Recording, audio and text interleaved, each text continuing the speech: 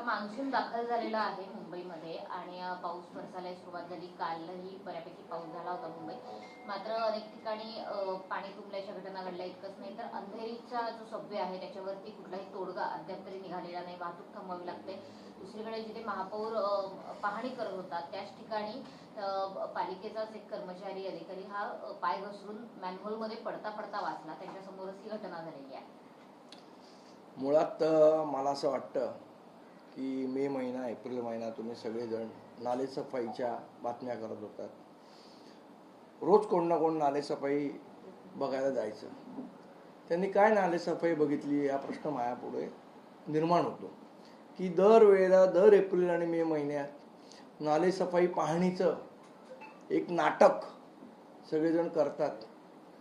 यावेळेला ज्यांनी ज्यांनी नालेसफाईची पाहणी केली आणि तरी नाले तुंबलेले आहेत त्या सगळ्यांना त्याच नाल्यामध्ये अंगठे धरून उभं करायला पाहिजे. कसली पाहणी करतात मग? एक साधा सिंपल याला पर्याय आहे, उपाय आहे. जिथे नालेसफाई होते तिथे तुम्ही CCTV लावा आणि घरात बसून बघा ना नालेसफाई होते की नाही ते. ही नाटकं कशाला पाहणीची? आणि तुम्ही पाहण्या करून जर नाले तुंबणारच असतील तर कशाला पैसे वाया घालवताय? महापालिकेचे सगळे अधिकारी येणार, गाड्या घेऊन येणार तिथे, मग काय नाल्यात बघतात मला माहित नाही. ते काल तर जिथे महापौर पाहणी करतायत तिथलं मॅनहोल उघडं आहे. ठीक आहे, आपण महापौरांना ट्रोल करतोय, पण जोपर्यंत अधिकाऱ्यांवर जबाबदारीची निश्चिती होणार नाही तोपर्यंत हे धंदे तसे. मला माहित नाही की नेहमी जे सत्ताधारी पक्ष असतो तो अधिकाऱ्यांना पाठीशी का घालतो. खरं तर एवढा मोठा प्रकार घडल्यावर जो तिथला AE आहे मेंटेनन्सचा, ज्याचं काम आहे त्या गटारावर झाकणं घालायचं, त्याला सस्पेंड का नाही केला? त्याला का मोकळं रान दिलं आपण? का सत्ताधारी पक्ष अधिकाऱ्यांना पाठी घालायला बघतं? सत्ताधारी पक्षांचे काही लागेबंदे आहेत का अधिकाऱ्यांबरोबर? जो अधिकारी जबाबदार होता ते मॅन्युअल उघडं ठेवायला तो इमिजिएट सस्पेंड व्हायला पाहिजे होता. का नाही झाला तो अजून सस्पेंड? काय त्याच्यावर कारवाई केली नाही? शेवट मॅन्युअल त्या तिथे आहेत नाही आहेत हे बघण्याची जबाबदारी कोणाची आहे? महापौरांची आहे, उपमहापौरांची आहे, नगरसेवकांची, कोणाची आहे? अधिकाऱ्यांची जबाबदारी नाही. मग दरवेळेला आपले अधिकारी मोकाट सुटतात जे भ्रष्टाचाराला या कारणीभूत आहेत. जोपर्यंत अधिकाऱ्यांवर जबाबदारी निश्चिती होत नाही तोपर्यंत हे असंच चालू राहणार. आणि सत्ताधारी भांडतात विरोधकांची, विरोधक भांडतात सत्ताधारी आणि अधिकारी मारतात मजा. हे सगळे इंजिनियर एक नंबरचे करप्ट आहेत महानगरपालिकेचे. आपल्याला आठवत असेल तर याच इंजिनियरांच्या विरोधात आम्ही आवाज उठवलेला, तेव्हा सगळे स्ट्राईकवर गेले. तो इंजिनियर का नाही सस्पेंड झाला अजून हा आमचा प्रश्न आहे. केवळ माटुंगा किंग सर्कलच नाही तर अनेक परिसरामध्ये एक्झॅक्टली मला म्हणायचं आहे की समजा आता महापौर तिथे होत्या आणि तिकडे तो इन्सिडेंट घडला, आपण सगळ्यांनी मिळून महापौरांना ट्रोल केलं, ठीक आहे, फाईन. जिथे महापौर उपस्थित नव्हते तिथे पण मॅन्युअल उघडी होती ना. मग ह्याला जबाबदार कोण आहे? अधिकारी आहेत ना. मग ते अधिकारी का नाही सस्पेंड झाले अजून? जे लोकांच्या जीवाशी खेळतायत ते अधिकारी अजून सस्पेंड का नाही झाले? सर, आपण जर पाहिलं तर 250 कोटी रुपये नालेसफाईवर खर्च केले. काल वास्तव ते समोर आलं. ते पालिका असेल किंवा महापौर असतील किंवा सत्ताधारी असतील त्यांचे वाभाडे निघले. मात्र अमित साटम वेळोवेळी सांगत होते की यावर्षी नालेसफाई पारदर्शकपणे केलेली आहे, 100% झाली, कुठेही मुंबईत पाणी साचणार नाही असा दावा त्यांनी केला होता. आता अमित साटमच गायब झाले ना. अमित साटमला तर त्या नाल्यामध्ये ओणवा उभा केला पाहिजे तिथे अंगठे धरून. जे सांगत होते पारदर्शकपणे की झाली आहे ती. ज्या गोष्टीची आपल्याला माहिती नाही, ज्या गोष्टीचं आपल्याला नॉलेज नाही त्याबद्दल आपण बोलू नये. बरं, हे दरवेळेला सांगतात 70% तुम्ही बातम्या करता ना, 70% नालेसफाई संपूर्ण, 80% मोजतात कसे? हा माझा प्रश्न आहे. मोजतात कसे? म्हणजे समजा 100 किलो गाळ असेल त्यातला 70 किलो गाळ उचलला तर आपण म्हणतो की 70% झाली. मुळात तिथे गाळ किती किलो आहे हे कोणाच्या बापाला माहिती आहे? ना महानगरपालिकेच्या अधिकाऱ्यांना माहिती आहे ना ते नालेसफाई पाहणी करायला जातात त्यांना माहिती आहे की मुळात गाळ किती आहे आणि किती टक्के साफ झाला. ह्याचं कॅल्क्युलेशन कसं करतात? ह्याच्यावर कोणी प्रश्न विचारत नाही. सभागृह पण थंड आहे. जे नगरसेवक निवडून गेलेले आहेत तेही काही बोलत नाहीत. त्यामुळे सगळा आनंदी आनंद चालू आहे. संदीपजी, एक अमरापूरकर नावाचे डॉक्टर पण अशाच ह्याच्यात गेले होते इथे इल्फिस्टनला. खूप मोठं प्रकरण हे गाजलं होतं, देशभरात चर्चा झाली होती, पण तरी देखील प्रशासनाला त्यानंतर जाग आली नाही. कारण कोणावरच कारवाई झाली नाही. मी पुन्हा तेच सांगतो, जोपर्यंत अधिकाऱ्याला रिस्पॉन्सिबल धरत नाहीत, जोपर्यंत अधिकाऱ्यावर कारवाई होत नाही, आपण सत्ताधारी विरोधक बनणार, विरोधक सत्ताधाऱ्यांनी बनणार ना, अधिकारी तांगड्या वर करून बसलेले असतात.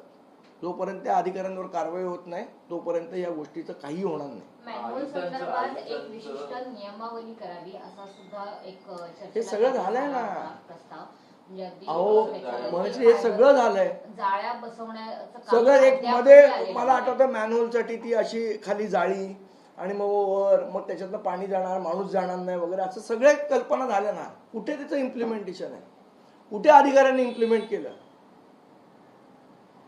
जोपर्यंत कोणावरही जबाबदारी, आता काय होतंय, एई मेंटेनन्स घालणार ज्युनियर इंजिनियरवर, ज्युनियर इंजिनियर घालणार एईवर, एई आणि दोघं मिळून घालणार एक्झिक्युटिव्ह इंजिनियरवर. नेमका जबाबदार कोण आहे? Executive engineer, assistant engineer, deputy engineer, कोण जबाबदार कोण आहे याला? काहीच नाही. काल महानगरपालिकेकडून उघडा होता आणि त्या ठिकाणी कुठलंही सूचना फलक त्या ठिकाणी लावण्यात आलेलं नव्हतं. आणि अंधेरी सबवे हा पूर्णपणे नेहमीच भरलेला असतो, लहान पावसानं, कमी झालेल्या पावसामुळे देखील भरलेला असतो, पण त्या ठिकाणी मेनहोल्स ओपन होते आणि कुठलेही फलक नव्हते. मला असं वाटतं, तेच मी आता पुन्हा एकदा सांगतो, कोणाची जबाबदारी होती हे एकदा महानगरपालिकेने अनाऊन्स करावं की हे मॅनहोल बंद असले पाहिजेत किंवा इथे ती जाळी लावली गेली पाहिजे.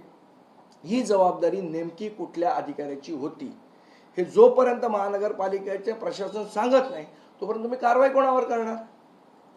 माझं पहिल्यापासून म्हणणं याच्या जबाबदारीची निश्चिती झाली पाहिजे. काल महानगरपालिकेकडून अधिकृत माहिती देण्यात आली की कुठे पाणी नाहीये, पाण्याचा निचरा वारंवार होतोय, मात्र ठिकठिकाणी पाणी साचलेलं काल एक दिसतंय. आयुक्तांनी एक वक्तव्य केलं होतं की एकाच काहीच ठिकाणचं ठराविक ठिकाणचं माध्यम दाखवतात आणि त्या मुंबईची तुंबई होते असं त्यांचं म्हणणं होतं. असं कुठेही होत नाही, मात्र काही ठराविक ठिकाणं आहेत ती माध्यमं वारंवार दाखवत असतात.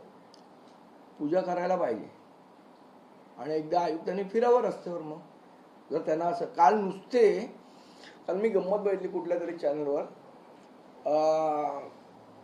डिझास्टर मॅनेजमेंटमध्ये कशी डिझास्टर मॅनेजमेंट चालू आहे याचा एक व्हिडिओ काहीतरी दाखवला, बरोबर ना? कोणतरी फोनवर बोलतोय, कोणतरी कम्प्युटरवर बघून कसले डिझास्टर मॅनेजमेंट करत होते. आणि हे PR व्हिडिओ आपण चालवतोय सगळेजण, प्रशासनाने दिलेले. एक 4-5 अधिकारी होते, एक 10-12 अधिकारी असे कम्प्युटर समोर बसलेले आणि एक असा बघतोय, एक फोनवर बोलतोय आणि कशी डिझास्टर मॅनेजमेंट महापालिकेची तर कम्प्युटरवर होते. अधिकारी जोपर्यंत रस्त्यावर उतरत नाही तोपर्यंत डिझास्टर मॅनेजमेंट होणार नाही. आणि मला असं वाटतं आयुक्त विसरले असतील, ते स्वतः डिझास्टर मॅनेजमेंटचे प्रमुख आहेत. ते महापौर म्हणतात की आम्ही रस्त्यावर उतरतो, इतकी वर्ष कोणी रस्त्यावर उतरत नाही. महापौरांचं काम नाही आहे रस्त्यावर. हेच मला मुळात काय आहे, आपली ड्युटी काय आहे हे जोपर्यंत महापौरांना समजणार नाही. तुमचं काम प्रशासनावर वचक ठेवणं आहे, तुमचं काम मॅन्युअलवर झाकणं ठेवणं हे महापौराचं काम नाही आहे. अधिकाऱ्यांनी झाकणं ठेवलेत की नाही हे तपासणं महापौरांचं काम आहे. काय झालंय, जर ती झाकणं केली नाही, नाले प्रशासनाच्या कामाची जबाबदारी महापौर स्वतःच्या अंगावर काय घेतात हेच मला कळलेलं नाहीये. बरं, त्यांच्या बिचारांचं नशीब काही केलं तरी त्यांचं बिघडतच चाललंय. एखादा नारळ ऋतू तावड्यांनी व्हायला पाहिजे कोकणांनी. एक परवा एक घटना घडली पश्चिम रेल्वेमध्ये, सर याला जोडून एक प्रश्न आहे की महापौर बंगला जो आतापर्यंत चर्चेत होता, आता महापौर या राहायला गेल्या आहेत बंगल्यावर असं कळलेलं आहे. आणि महापौर तो भायकायाचा म्हणजे एकतर 4 महिन्यांचा कालावधीमध्ये गेलेला आहे. निवडून आल्यानंतर त्या राहायला गेल्या आहेत आणि या बंगल्याच्या खर्चावरून सुद्धा बऱ्यापैकी वाद झालेला होता. इटालियन मार्बल्स मध्ये त्यांनी वापरलेले आहे. काय जाऊन द्या, आता 2 वर्ष आहेत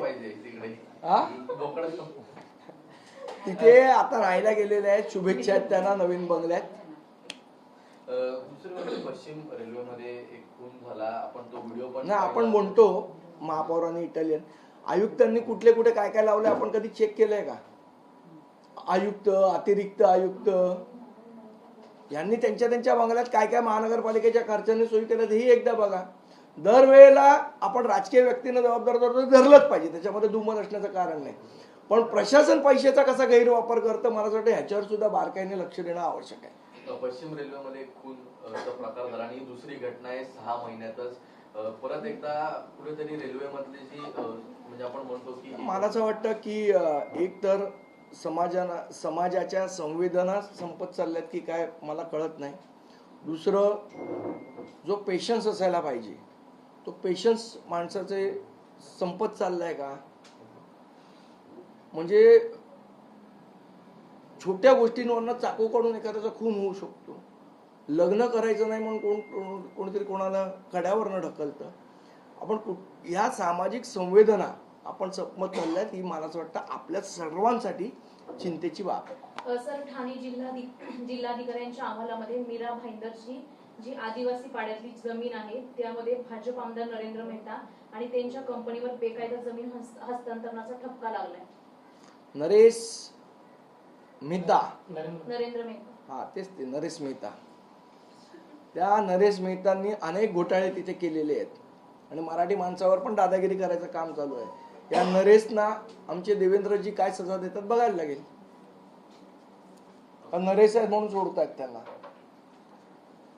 ओके, राहुल नार्वेकर यांनी काल जे स्पष्टीकरण दिलं की माझं मराठी का चुकलं, त्यांचं म्हणणं आहे की फॉन्ट छोटा होता, तो दिसला नाही. अधिकाऱ्यांवर त्यांनी हा सगळा प्रकार ढकललेला आहे, त्याच्यामुळे मला ते नुकसान वाचता आलं. मला असं वाटतं ज्या पद्धतीचं वाचन त्यांनी केलं, जर फॉन्ट छोटा होता तर थांबायचं होतं, फॉन्ट बदलून घेता आला असता किंवा मग पण तो फॉन्टचा प्रॉब्लेम होता असं मला वाटत नाही, तो वाचायचाच प्रॉब्लेम होता. सर, मला वाटतं की प्रत्येक जसं रिक्षा टॅक्सी चालकांसाठी मराठी अनिवार्य केलेलं आहे, तर आमदार आणि खासदारांसाठी देखील अशा संदर्भातल्या तोंडी परीक्षा नाही, एका माणसाने हे केलं म्हणून सगळ्यांना दोषी धरण्याचा अर्थ नाही. बरेच लोकांचं मराठी चांगलं आहे आणि ते चांगलं असलं पाहिजे ही अपेक्षा आहे. तर नार्वेकरांचं मराठी चांगलं नसेल तर एखादी ट्युशन लावावी, खर्च आम्ही करू.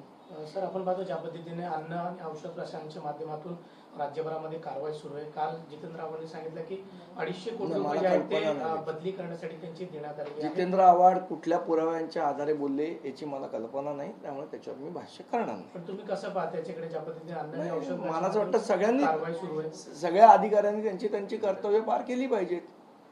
एखादा अधिकारी चांगलं कर्तव्य पार पाडतोय हे अपेक्षितच आहे त्याच्याकडनं. जर पार पाडत नसेल तर ते चुकीचं आहे.